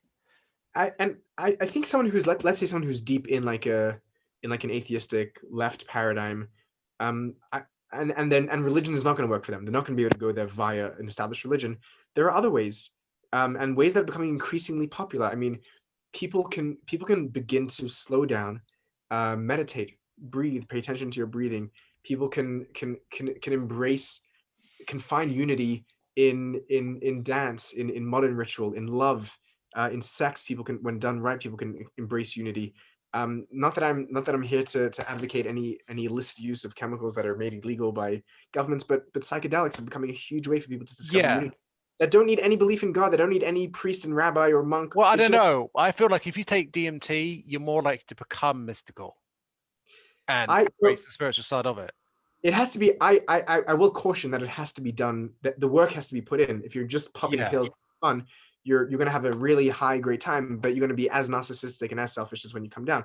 But if the desire is there and the intention is there and the framework, the set and setting is there, when you, I think these are God-given methods to come to unity. I think these plants and these chemicals, and it's not just them. I think you don't. I think if someone doesn't want to do that, you can get there with deep meditation. You can get there with deep in deep intimate friendship. One can discover Right. unity. Have you ever noticed, though? Ways you can stare at a candle. Those experiments done back in the 80s where they got, sorry for interrupting, they got participants to stare at a candle, to stare at a blue vase for like an hour or two, and at the end, like, I don't know, I don't remember the exact numbers, but a high percentage of the participants said they felt their ego melting away, and they felt one, that there was no more subject and object. They felt one with whatever they were staring at.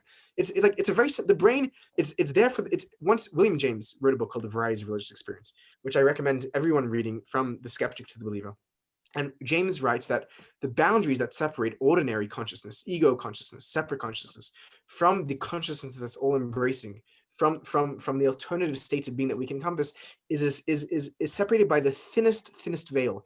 And all you need to do is take one little step to tear that veil apart. And it doesn't need to be done with God. It doesn't need to be done with it can be done in the simplest of ways. Eckhart Tolle talks about it. It's the Yeah, silence that speaks when your mind is silent. yeah. I mean, honestly, Fighting I the have trouble with it, because I get racing thoughts even now, even though I've had some spiritual experience, mystical experiences. Like, yeah. But it's interesting you mentioned meditation, but have you ever tried typing in meditation, just meditation in YouTube search? You'll be surprised how much of those meditations end up essentially being linked in great awakening sort of stuff. So I wouldn't know. I mean, I wouldn't have like the eye to know when, unless it's explicitly saying like this is a great awakening meditation. I wouldn't recognize the flags that you would recognize. Oh, okay. The truth is, I don't even, I've heard the term great awakening being thrown around, but I don't even know what the term means. All right. It's the idea that humanity at the moment is going through a significant rise in consciousness and is spiritually awakening to a new level of existence in this age of Aquarius around 2020, from 2012, 2020 sort of time, that this is a turning point in our history. Okay, I see what it is. Yeah.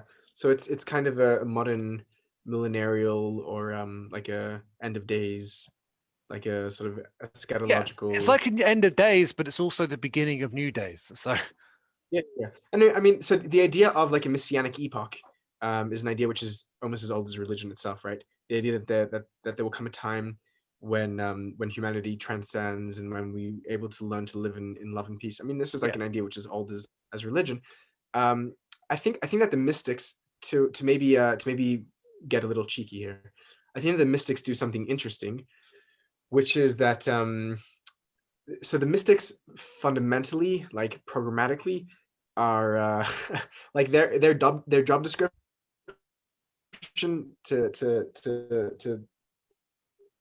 to use that expression is to break down like boundaries and dualities and dichotomies and othernesses, right? It's to find unity, and I think that they do that, some to more radical degrees than others. But I think that there are many traditions. You see this in later Jewish mysticism. You see this in many forms of later Buddhism, in Rinzai, in Zen, in some forms of Madhyamaka, where the distinction and the boundary between exile and redemption, or samsara and nirvana, or unenlightenment and enlightenment, that distinction itself is torn away.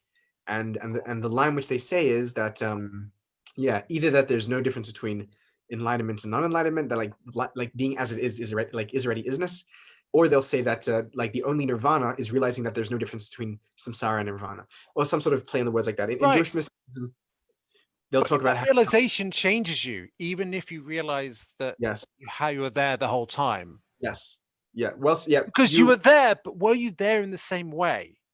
Because you so the might be only, there at a higher right, level of understanding and so frequency. the And the, if you the have only, that open heart, that's fundamentally different. It changes your yeah. life.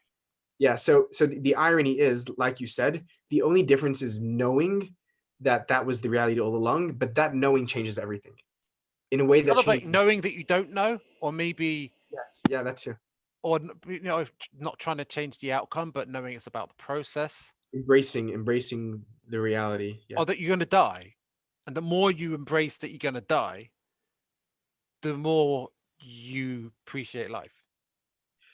yeah. So it's, I think that's, we embrace our own mortality. We embrace the finiteness of reality. We embrace the fact that reality itself is not good or bad. It's just like our perception which shapes it. So there's a lot of things we embrace, and I think fundamentally we embrace the unity of reality. But the point is, the only thing that changes between paradigm A and paradigm B, between the great sleeping and the great awakening, is us being aware of what's up. And that is the ultimate awakening, in my opinion, though, the awareness that you don't really know anything, but at the same time, that is everything. So the question is what changes in your day-to-day life once you've made that discovery? Well, you actually, well, for one, you, I guess, suppose you can have a purpose. It's not even actually, it's not necessarily that you have a purpose, but life is just more meaningful, and you understand things from a larger, more holistic perspective. You feel more, it's coming to love yourself. That's a big part of it. So if you are content with yourself rather than constantly trying to, it's moving away from ego. Yeah. And ego death is a process that Yeah. repeats. It's not like just destroy your ego. Like that's the misconception. Sure. Right. So once you move away from ego, you're moving away from the cause of much of your suffering. Yes. An Yeah. awakening, I mean, it could happen all at once or happen gradually as a transition, but what it does means is that you're not causing misery for yourself any Yes. longer. Yes. And Yes. that you,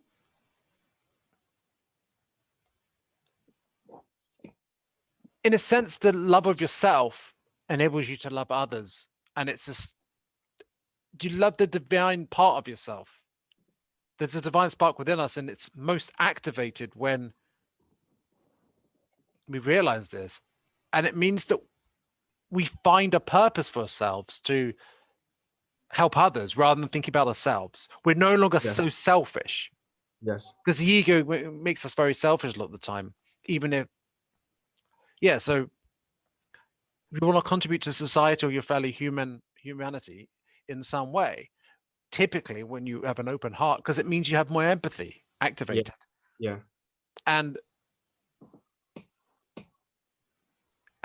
through that purpose of helping other people, you find a lot more meaning and happiness than you do chasing pleasure or distraction or superficial achievements or possessions, Yeah. which ultimately you're afraid to lose. Yeah. Does that clarify things? I think, Nicholas, you speak the truth, and I think whatever you said over the past 2 or 3 minutes were like such deep, fundamental, beautiful truths that I think they need to be written down and graffitied over every world or every wall in this world, because I think that's where we need to head as individuals and as humanity. And the only thing which I want to point out is that everything that you mentioned is a change that happens inside. And I Yeah. think this is the critical difference between exoteric traditions and esotericism, where the exotericist um, is waiting for something to change on the outside, is waiting for circumstances to change, is waiting for God to come down from heaven and fix things for them. The esotericist understands that boundary between inner and outer does not exist, and therefore, by changing their internal reality, by changing their perception, by changing their own heart, their own mind, their own feeling, their own love towards themselves and others, they have changed the world. They And change external reality around their reality changes externally based on their inner reality. That's yes, mirror. yeah, yeah. There is this But high thing of the whole cosmic calendar ticking. see, And maybe it links in with it if you understand it comes from you, your awakening comes from within, but there's a reason why lots of people are having that awakening from within now. my feeling around the sort of the external cosmic calendar ideas and the 2012 and 2020 ideas is that those ideas by definition are exoteric ideas, and they're great as long as they are moving people towards making internal changes. Right. um, the second they become Yeah, the and focus, you need both, the or at least second one of the internal. Sorry, go ahead. the second the external becomes the emphasis, and the second it becomes about some sort of big thing, that so quickly divulges into something which is divisive and Yes, counterproductive. And I yes, think you're right. so I've important to, noticed that myself. Yeah. yeah. Um, And I don't think that's a reason to deny the external aspect of it, but not at all. we've got to have the internal foundation. Otherwise, it's just ideology It's not. It's fundamentally, yeah, right? And yeah, that's what I'm meant to be against. So if I were to do that, I would yeah, be missing the point. yeah. I think I'm not saying that one at all needs to deny the external reality in the context we're talking about.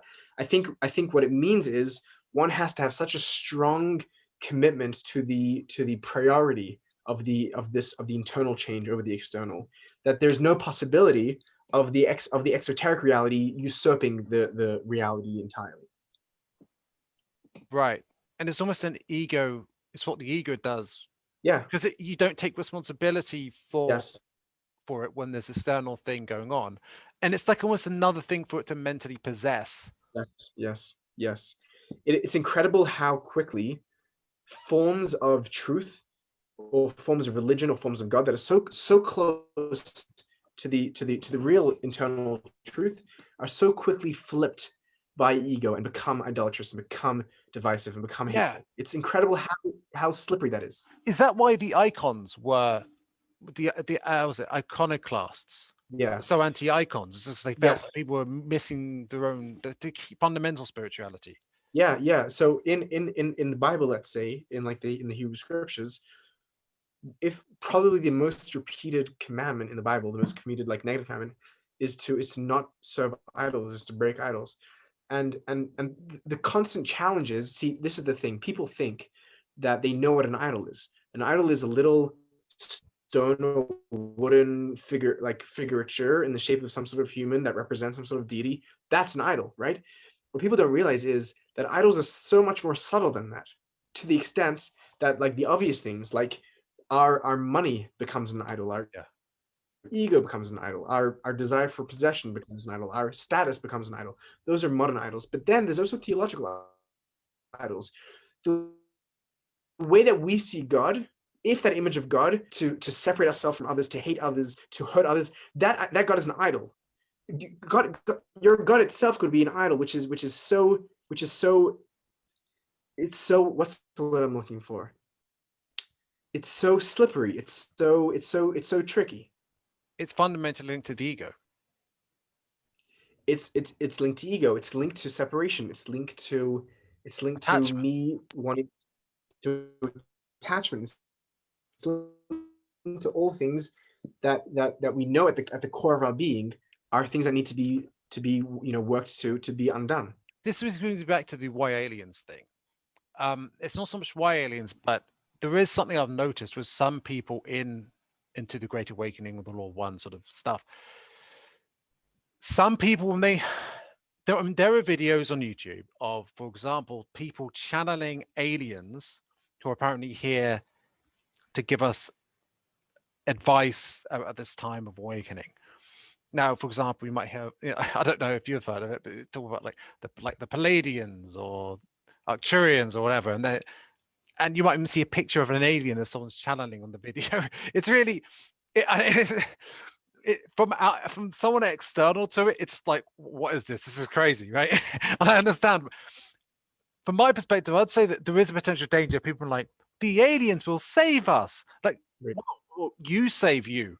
Yes. And you do it in that internal realization and moving away from, and it turns out aliens into idols. And I don't think if they were now, whether or not they're real or not, I don't think they would want us to view them that way. I mean, maybe some of them would, but they're not the ones to be following or listening to. But some of them would want that, some of them wouldn't. It's like, then it links to the old angels or demons thing, right? Yes. There are some Christians, they think there's the aliens are demons. Yeah. That is pretending to be aliens. Yeah. I understand. I understand that perspective. I would say that there's this fundamental concept of the war in heaven from a long time, from the Bible, for example. And it's this idea that there are these alignments of serving others and serving yourself. Why do we think that that would only be humans? If there are aliens, you'd have that in the whole universe, right? As within, so without, right? And fundamentally, if they were there, well, the ones who are telling you to worship them aren't to be trusted. Yeah. Again, like this, I get what you're saying, and I agree in fundamental. Just the whole category is a category which to me is like a bit of a non sequitur. So I can appreciate like the principle, and I can appreciate that to perhaps to your audience that are along this thinking with you, that's like a meaningful and important message to put out. But to me, it's just like it's in a whole realm which to me is like something which I haven't like engaged or made much sense of. But yeah, there is something interesting did come up here, and this does connect to what we were saying earlier as well, which is that you're saying there's two paradigms, which is one is to serve others, one is to serve yourself. Yeah. And which is essentially altruism and egotism, or altruism and selfishness, right? There's an interesting. We started off in the very beginning by saying how there's differences along the sort of in the middle and along the path, but the extremities link up. Like all ends match up. Like far right and far left, they look like the same thing. Like to anyone who doesn't know the difference. But so I think that that there's a place where ultimate selflessness and ultimate selfishness link up in a very What is that place? How do you describe it? So I think a good way to describe it is using, let's say, the Eastern categories that we have in Hinduism and Buddhism. So there's a doctrine in Hinduism called Atman, which is the soul, right? The self. And the idea is that the self is one. This idea from like the Bhagavad Gita's and the Vedas, where the self is one with God, with Brahman. Atman and Brahman are one, and Brahman is everything. Therefore, you're everything, which is the doctrine of all self. Essentially, we say the idea that everything is self. It's the entirely self.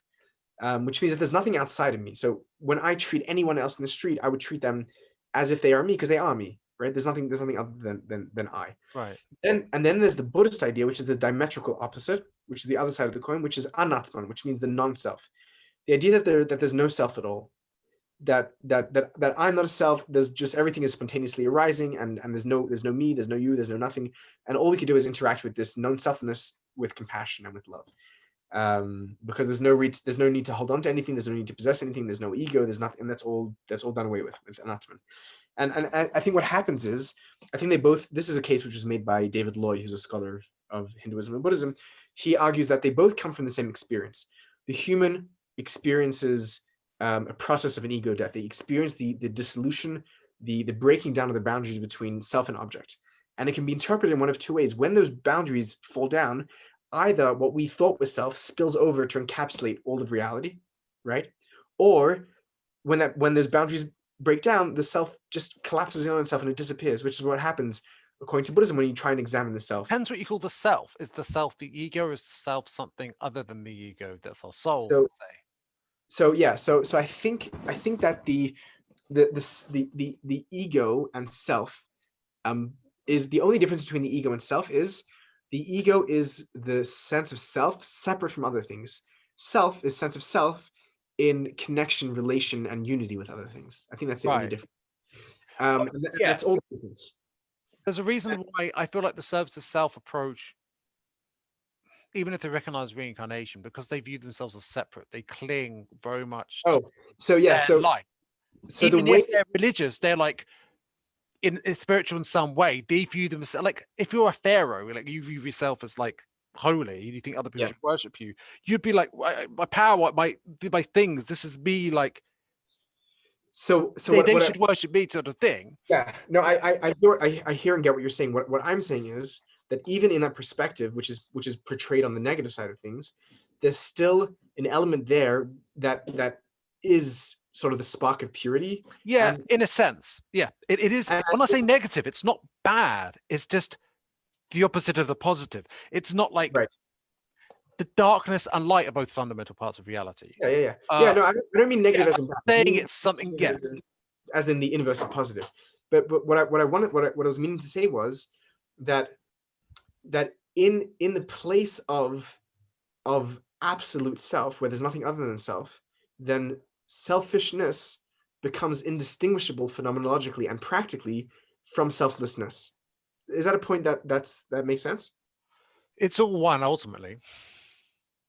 And I find the path of serving others preferable, but technically speaking, and a lot of people in the spiritual community I'm in have an issue dealing with it, have a trouble with this, because you think of some of the most evil people in history, so to speak, and you think, and you're told, well, technically they can ascend their own way, and that's their path, and that there is a divinity in that, and there even is a sense of unity, because everything is in your soul. You within everything, in the whole reality is within.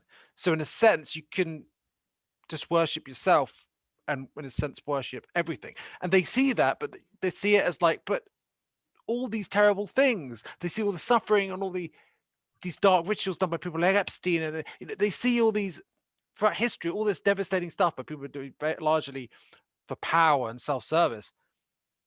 And that's like, it's hard to grapple with. No, so a unified perspective is that it's all part of the same thing. It's kind of, what path do you want to take? So I think the path of self-service, when done in a way that's done in separate self-service, is going to lead to the most horrendous things, as you're saying. Yes. And that's almost a dishonesty involved in it, though, because it's like you're denying. It's almost like a rebellion against the divine, but at the same time, there's a divinity within it. So what you're saying? It's and that's a theme that shows up in Gnosticism, right? Where Sophia wants to try and reach the divine, but she's like doing it in a way that's not in like alignment with the way that people are trying to reach it. And there's a sense of trying to find the divine within through questioning and through exploration, and she's like basically thrown down to the world to try and find her way back. I saw this comic that's based on Gnosticism that tells the story of it, and I remember this female character, Sophia. Sorry, carry on. No. So that's the idea. But I think there's also so there's definitely a danger in the path of self-service, and there's definitely like a dark side to it, or shadow side, which is going to lead one into very like nefarious places. But I think also in a more subtle way, there may also be a danger in the other, in the service of others paradigm, right? I think people, and I've seen this with people, where they embrace servicing others in a way that's actually, thank you, in a way that's actually not healthy. Like if you're the victim of someone who is that way, like the people who follow someone who's there might be someone who you can imagine like this guy. So imagine someone's in a cult and they get the people to worship them. The people who are worshiping them might be completely service to others, while they themselves would be complete service to self, and that could create a toxic dynamic. Yeah. If it's not done to the creator, the infinite creator, whatever you call that creator, if it's to the infinite creator, then it's not so dark, because it's not dark. It's not really dark because it's like, because it's infinite love, and it's God, right? Whereas Yeah. if So it's to a mortal used as an idol, as if they're God when they're not, like, even though they are, but because it's panpsychism, right? But whatever. I mean, some contradict. no, no, no. Can you clear my head with this? Yeah. I'll try and clarify this point, and I think this might actually bring the conversation to like a full circle, to some closure, where the idea is, and I think using the word God is maybe not always the most helpful, because people, I think, have a very exoteric idea of what God means. But I think that when the service is done to a perception, or to a understanding of reality that is unified, which means that there's no separation. There's no I can have love for A, B, C, but not for D. God means that it's the whole alphabet. It's alpha through the omega. There's no one that's excluded by your love. There's no one that's excluded by your care, by your service, by your compassion. If that's the case, then one can be guaranteed that what they're serving is pure and holy and sacred and divine. The second that there's a differentiation, or a boundary, or a space where it's like, I can only love so far, but him and her, they're out of the boundaries of my love, then it's very clear that you're not loving the all, you're not loving the one, because the one is the all. Yeah, and I think that sums up the distinction pretty well. And for most of us, the worship of the unity consciousness and the all, the alpha to the omega, that is what we would mostly prefer. And yeah, I think we've come full circle. So that was a really good conversation. It was such a pleasure. Yeah, and honestly, I'd like to have you on again sometime. Of course. All right, but on that note, well, I hope you enjoyed, listener. We enjoyed ourselves. So bye for now.